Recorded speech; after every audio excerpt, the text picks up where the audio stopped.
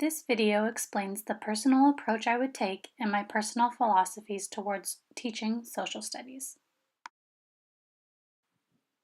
In this video, I will reference the inquiry process model as well as the citizen education framework, specifically referencing active participation and identity in relation to a hypothetical task that I've designed for my grade 3s.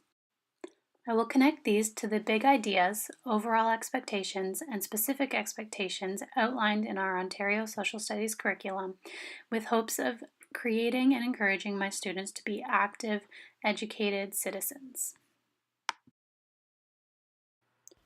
Unfortunately, I wasn't able to make it to class to share the interactive portion of this project with my peers, so I decided to take a video of what they would have had the opportunity to do if I had have been there. Room Styler is a program I used to create my own classroom, and I designed it specifically with the grade 3 People and Environment strand of the Social Studies curriculum in mind. As you can see, I'm simply clicking on the wide-angle camera in the aerial view and moving it around the classroom so that the view of the 3D still image in the top right changes. These next few slides have pictures of still 3D images of the classroom that I designed. This is a reading corner that I would use to fill with feature books to pique students' interests. I would use this mostly at the start of a new unit or even when there's mentionable holidays or changes in season to show feature books of that represent that.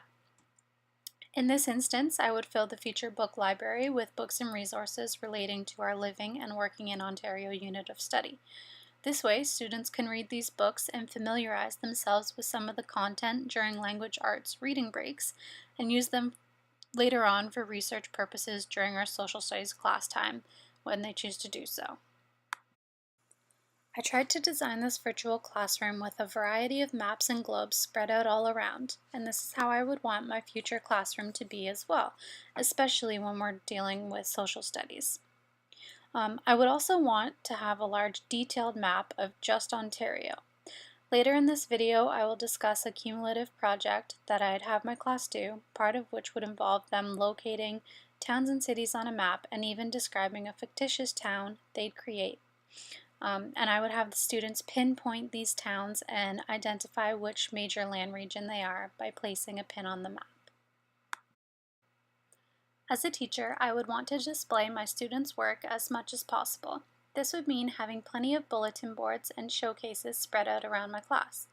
For social studies, I would also like to use one bulletin board in my room to support student inquiry and encourage them to create wonders.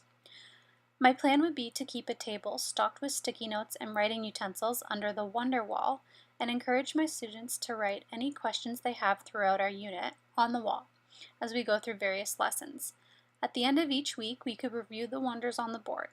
If we find answers throughout the week that go with the wonders that are posed, we could take those off to make room for new wonders to be posted. I could use these wonders as an assessment tool to see where my students are at and to know where to navigate them with future teachings. These wonders are also great conversation starters for the students. I'm not a big fan of the traditional individual desks, so I have my classroom set up with 6 large desks and different types of flexible seating spread out around each table. I would set up my social studies unit on people and environments with a lot of opportunity for class and group discussion. I think there's a lot of merit in students learning from one another, and I believe that this type of setup or configuration supports that. It also encourages collaboration and student work. As mentioned, I really do believe that students learn best by doing, experimenting, and exploring. I find few students benefit from being spoken to or at, so my goal as a teacher, especially in social studies, will be to promote inquiry-based projects whenever possible. One way that I would incorporate an inquiry project into the grade 3 People and Environment unit would be to have students investigate ways in which humans can have a negative impact on the environment. I would read the book Zoe and Sassafras, Mer Horses and Bubbles. This book is about a young girl who goes down to the stream by her house to look at the magical creatures that live in it, only to find that the stream is polluted and the creatures are in danger. She embarks on her own inquiry journey to get to the bottom of the problem and finds out that a new local business is dumping their sewage and waste into the runoff stream.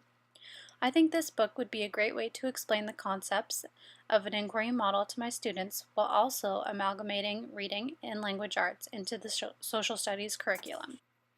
As an inquiry project, I would have my students investigate a local incident in which people had a negative effect on the environment or vice versa. Not only would I have my students investigate an issue in their groups, I would also have them come up with potential solutions to the problem. Near the end of the inquiry process, I would have my students write a persuasive letter to a member of the Hamilton City Council about their concerns and their proposal. This letter could be assessed through a variety of different specific expectations in the language arts curriculum. For example, specific expectation 2.1 under the writing portion of the language arts curriculum deals with form, which in this case would be a letter. Students would need to refer back to what they learned in our writing centers in creating friendly letters while working on this task.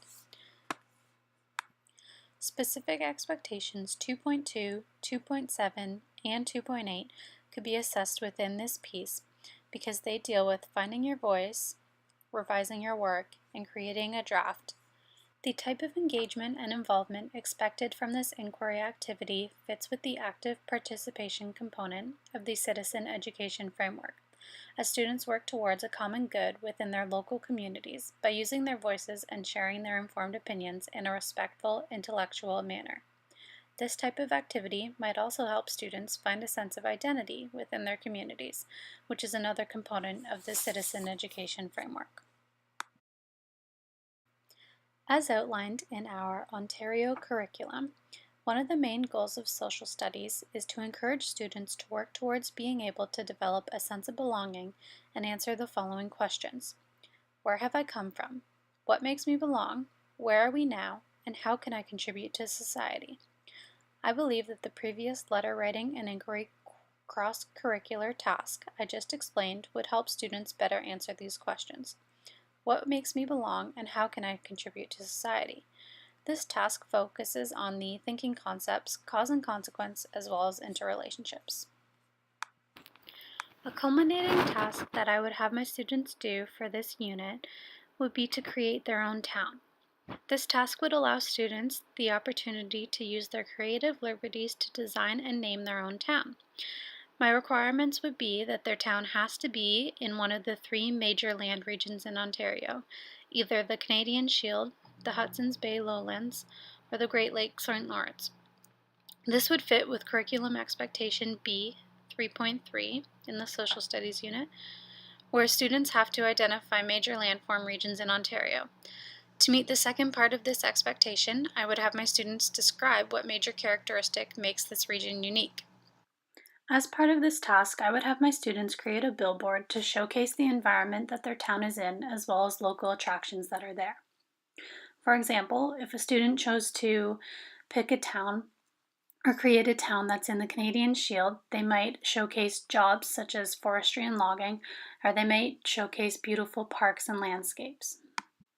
I would differentiate this portion of the assignment by encouraging students to either draw and color in their billboards or create them electronically on a computer. To prepare myself in creating this cumulative task, I would refer to this chart at the beginning of the Grade 3 People and Environment part of the Social Studies curriculum. Not only does this chart lay out the overall expectations, social studies thinking concepts, and big ideas, but it also provides us with framing questions and sample activities that we could use throughout this strand.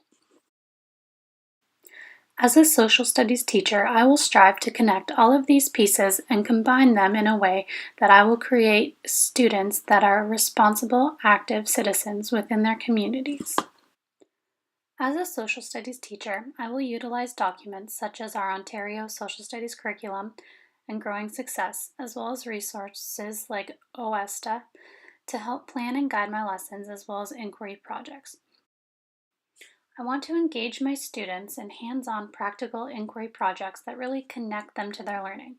I want them to be able to make connections wherever possible, from their personal life to class content, to their learning, because this way I think they truly will grasp the content and feel accountable and represented in their own learning.